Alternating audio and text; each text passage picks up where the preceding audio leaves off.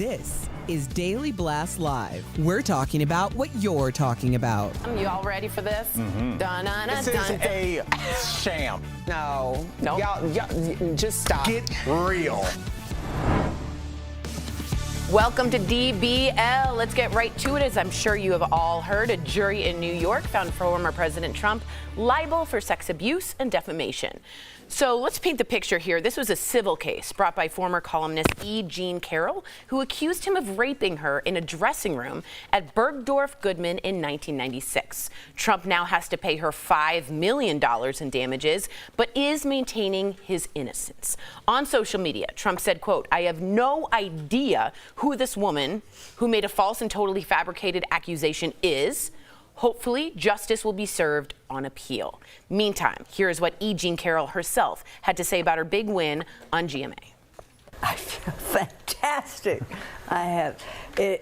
Yesterday was probably the happiest day of my life. Despite prosecutors and special counsels and investigators piling all these legal snarls up to Trump, it was this 5'3", wily female attorney and this elderly 79-year-old advice columnist who are finally holding Donald Trump liable. So what do we think about former President Trump being found liable? What was your reactions, Erica, to just seeing him held liable have some consequences?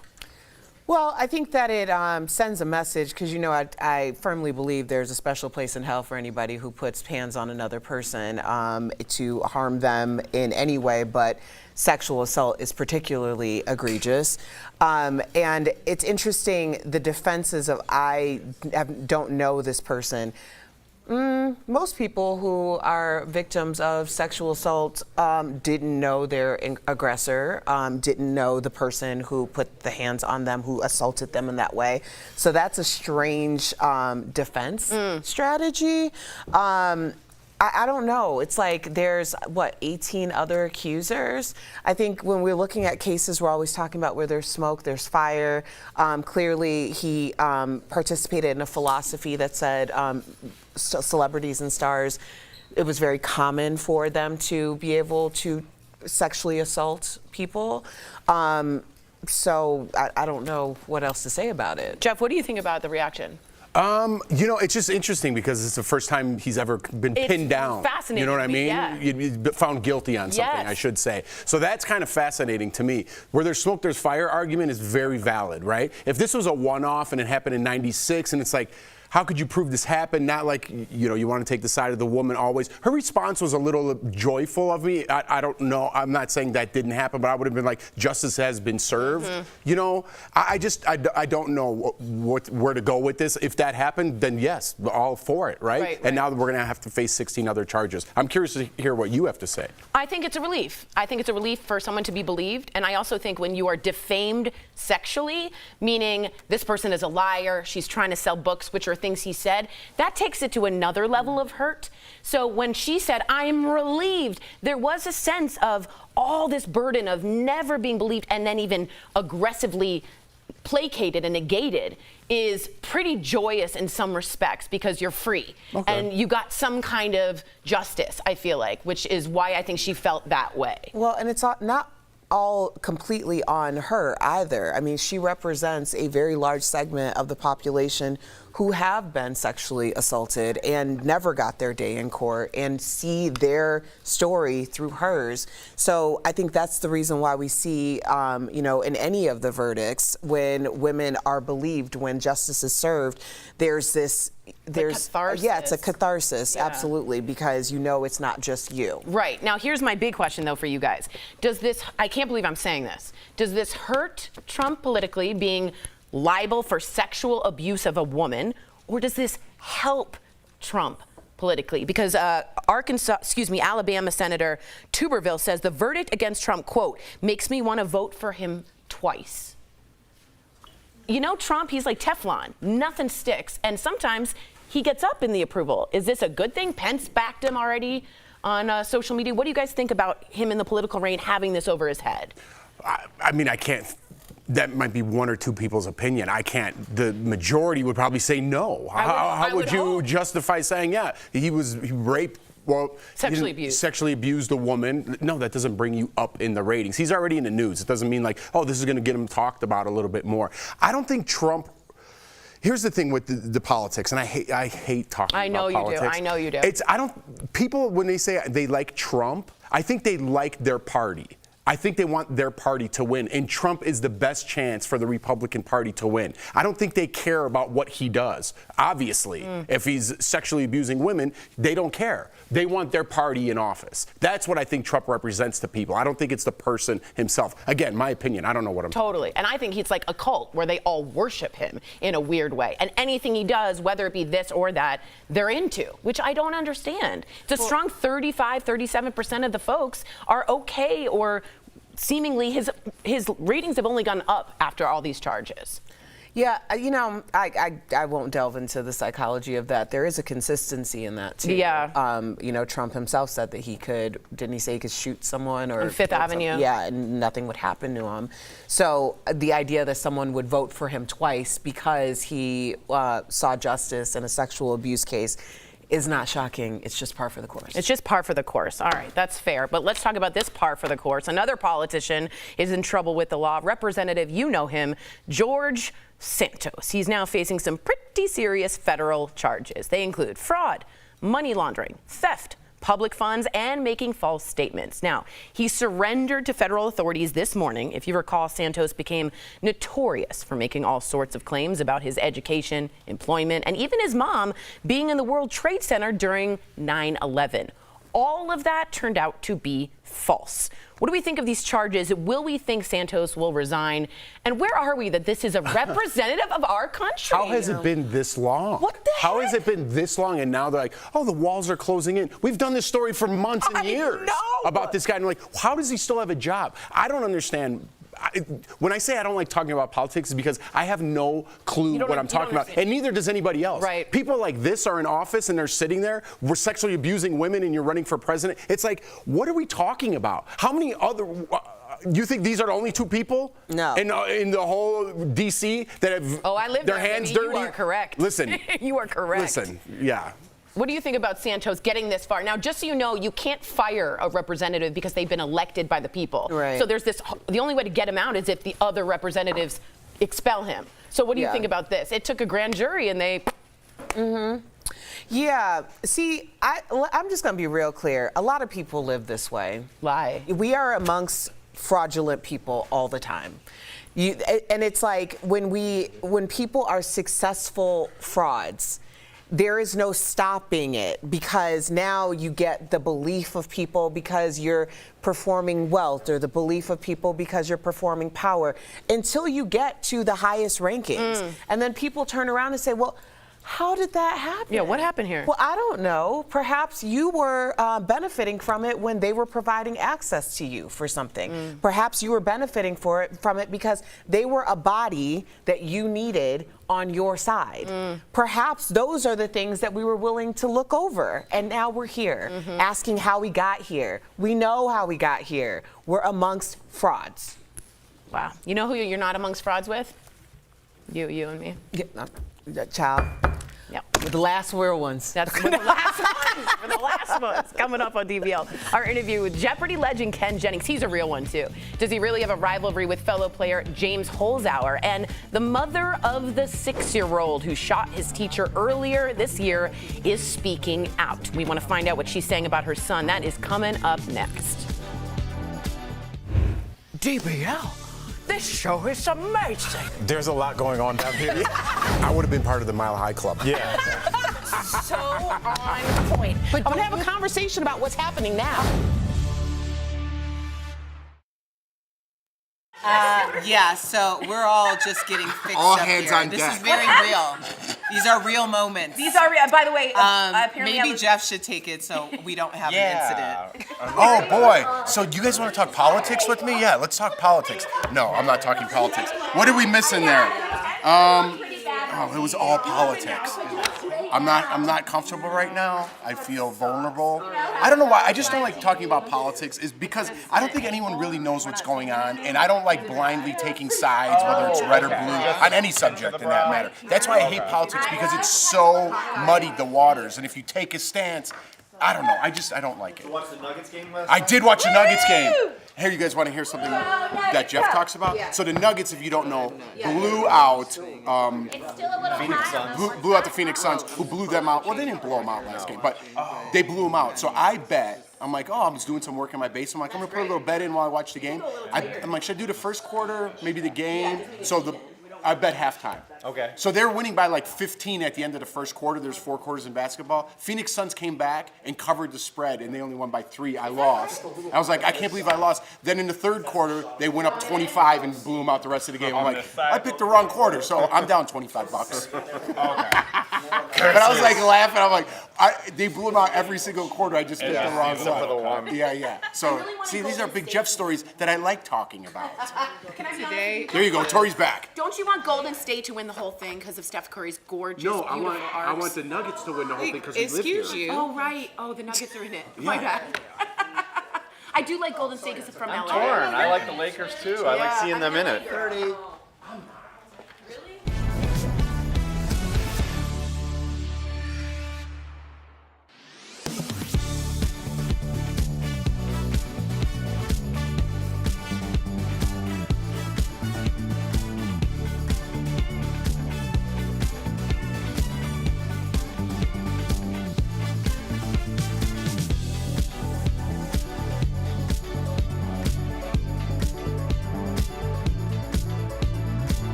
Welcome back to DBL. All right, we talked about this a lot, and I'm excited to hear, not excited, but interested. The mother of the 6-year-old who shot his teacher in January is now speaking out. If you recall, the mom, Deja Taylor, is now facing charges of felony child neglect and not securing a gun. Here's what she had to say about it on GMA. Let's take a look. He did come home and he was talking, a lot about how he felt like he was being ignored. So he would come home and, Mom, I don't think that she was listening to me. I didn't like that. And then actually he ended up getting suspended the next day. That is my son. So I am, as a parent, obviously willing to take responsibility for him because he can't take responsibility for himself. All right, what do we think about what she said? Why do you think she's speaking out now with this case coming up? It's interesting she spoke out. Yeah. I don't know what the legal strategy would be to speak out. I mean, first of all, this case is tragic on every level. Yes. But ultimately, when we're talking about guns in homes, it is the responsibility of the gun owner and not the responsibility of a 6-year-old. And it does beg a lot of questions. I think that this is going to be a very important case because it's going to set the precedence for how we will focus on young kids, underage minors, obtaining their parents' weapons and shooting people. I agree with you. And unfortunately for Deja, I think that this is going to be like the landmark case. This so is the perhaps case. that's the reason why they're having all of this, that she's speaking out. And trying to get ahead of it, maybe. I saw you nodding your head. Well, I agree. Yeah. I appreciate the mother saying I'm taking responsibility because ultimately it is her responsibility. It was negligent on her part to let a 6-year-old get their hands on a gun. That's definitely the problem we're facing here.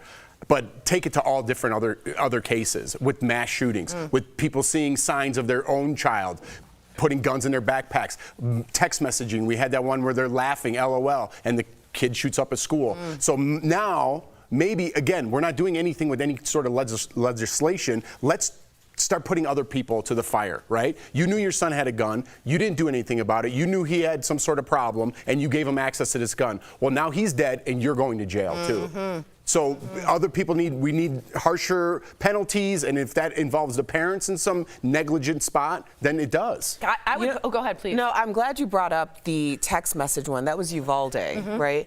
That should have been the landmark case. Yeah, it should have. That really should have been the case that everyone was focused on. Premeditation in the text messages, clearly. It should have been. Yeah, it absolutely should have been. Here's my question for you guys. When we talk about the parents suddenly getting charged, which I'm completely in agreement, do we go so far far as, since nothing's happening, suing the gun manufacturers? Do we go so far as suing the AR-15s? I don't know if yeah, go ahead. Buffy Purcell, she's on here a lot, a friend of the show, financial expert, talked about the insurance companies suing the gun companies, like because it's the insurance. Like, if you notice, like, what gets paid out and what doesn't, she has a really great theory on this, and you should go to her TikTok or Instagram and follow her. Yeah. Because at some point, you got to start blaming other people. And real quickly, I just want to clear up, when I say parents to blame, it's when you're negligent. When you're having beers with your kid, you know he has a gun. I'm not talking about parents whose kids commit a murder, you're going to jail. I'm talking about when you're negligent. Absolutely. Yes. When I you're want to clear culpable. that up because everyone's like, I'm a parent, how could you go to whatever? Yeah, absolutely. Good clearing it up. We'll be right back.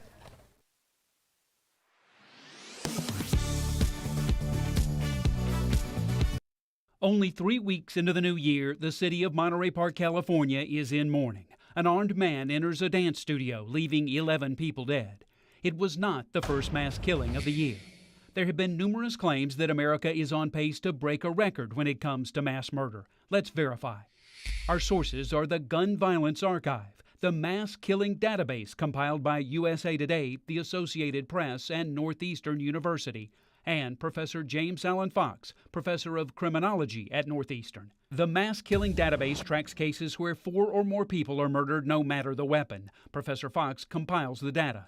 He says a little more than 4 months into 2023, the country has already seen 6 mass killings in public places. Which, by the way, is the average number a year.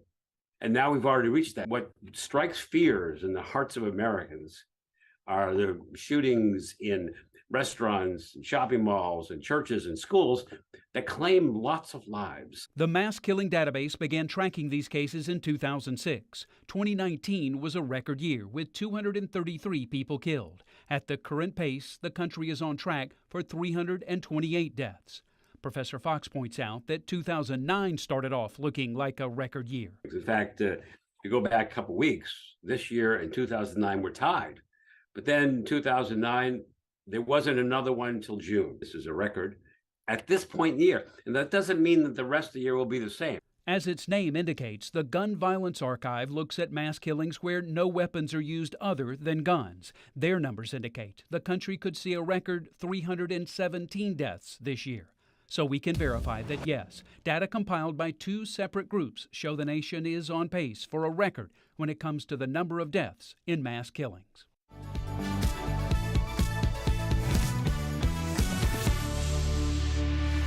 Welcome back. Ken Jennings knows what it's like to be on both sides of the Jeopardy podium. He is the highest winning Jeopardy contestant ever. And today we know him as the host of the show. And right now he is hosting the Jeopardy Masters tournament. Earlier we got to chat with him all about it. Take a look. Please welcome back to the show, Ken Jennings.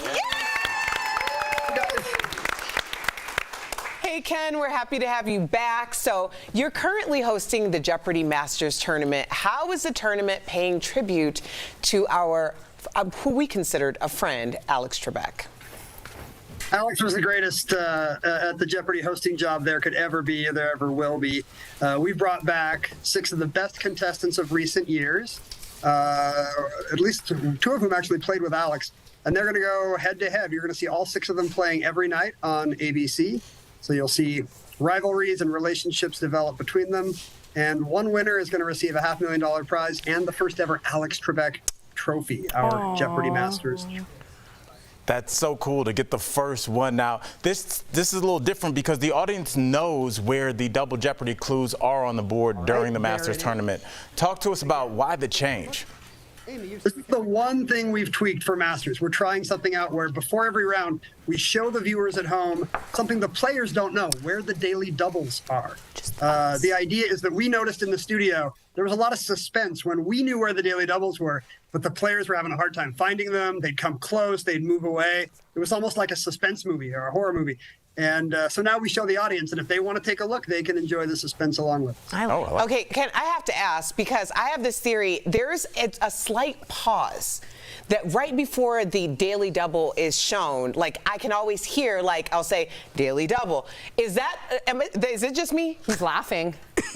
No, that's something Alex would do. He would often say, answer, pew, pew, pew, pew, and then the Daily Double would pop up. So if you ever heard the host say answer, you'd be pretty sure that the Daily Double was about to pop up. And Nice, Bobby. Good job. Erica gets it. Yes, Check out the big Erica. brain. Okay, so James Holzhauer is, of course, competing in the tournament, and he calls himself the quote-unquote game show villain, and even roasted you on Twitter. He also asked why you're, quote, ducking a rematch. You two have a rivalry as the top two highest winning Jeopardy contestants. Give us the tea. Well, James and I went head-to-head in the greatest of all time tournament in 2020. And, good job, James. He finished second place. He's maybe not as happy about that as I was. And he's trying to lure me back onto the game. But let me tell you, hosting Jeopardy may be a tough gig, but there's a lot more job security for the host than for the contestants. I'm a little too old to be playing the young bucks like James Holzhauer. I'm happy to be out. What is the correct answer for 200? I liked it.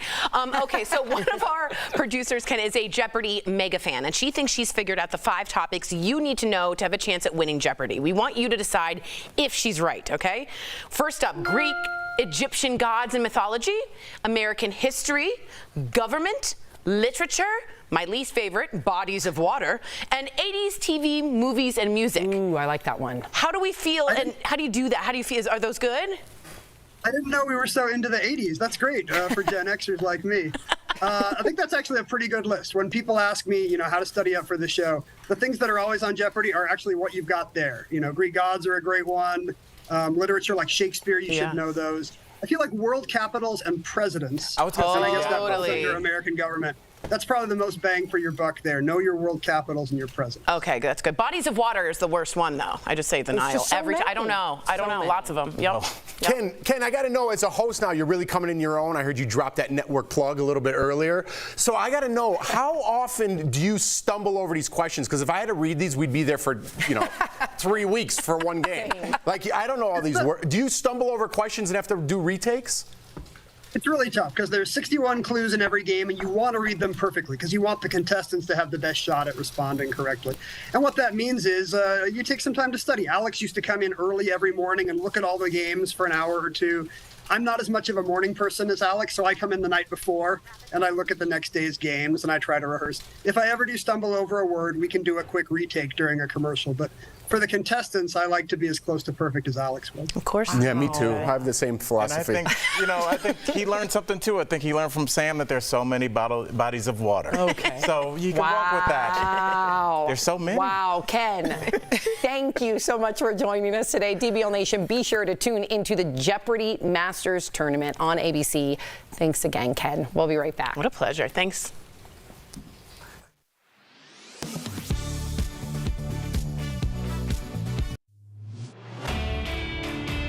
The claim's been popping up all over online, including in this newsletter from Eastern Washington Representative Kathy McMorris Rogers, which claims that fentanyl is now the leading killer of Americans aged 18 to 45. Our sources to verify this claim are the CDC, the nonprofit Families Against Fentanyl, the Washington Department of Health, and Trooper Seth Green with the Idaho State Police.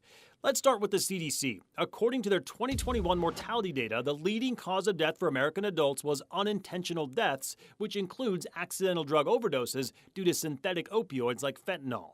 The nonprofit Families Against Fentanyl, using 2020 CDC data, reports that fentanyl is the leading cause of death for American adults. When we analyzed the 2020 data, unintentional injuries accounted for slightly more than 78,000 deaths, with drug overdoses accounting for nearly 50,000 deaths. Of those 50,000, 35,000 drug overdoses can be attributed to the use of synthetic narcotics, which includes fentanyl. But here's where it gets tricky. The CDC doesn't track fentanyl deaths specifically, it only categorizes them under synthetic opioids, which could include other drugs too. So let's look at Washington and Idaho. What are you guys seeing in terms of fentanyl in the state of Idaho? Well, we're seeing a massive increase over the past few years. Corporal Seth Green with the Idaho State Police says in the Gem State, fentanyl has overtaken car crashes as the leading cause of death for adults in the state. We have seen it actually eclipse crashes, actually. So we saw 353 ODs, majority of which were fentanyl last year, and then only 265 fatal crashes. So we've seen the numbers between crashes used to be the leading cause of death. Now it's obviously ODs. It's a similar story in Washington. The chief science officer for the State Department of Health said fentanyl is the leading cause of death among adults, accounting for 765 overdose deaths in 2021, more than car crashes and suicides. So while fentanyl may be the leading cause of death for Americans, the claim needs context. But we can verify, according to our sources, the drug is the leading cause of death for adults in Idaho and Washington. Popular apps could make you believe crime is rampant. Let's connect the dots. Nextdoor and Citizen are two popular apps where folks often post about local crimes. But it's not always a good thing. Researchers from the University of Houston found when people read about a crime, they start to think the crime is rampant in their area, even when it's not. Psychologists found that folks who use the apps perceive local crime rates to be higher than people who don't use the platforms. The root of the problem could be human nature. It's a lot easier for our brain to absorb a story from a friend or a neighbor than statistical analysis of crime rates. Another issue is how social media algorithms work. They tend to prioritize content on your feed that gets a lot of reaction. A post about a break-in is probably going to get a bigger reaction, making you more likely to see the post about it. Meaning it's just a reminder that social media is not real life. And that is Connecting the Dots.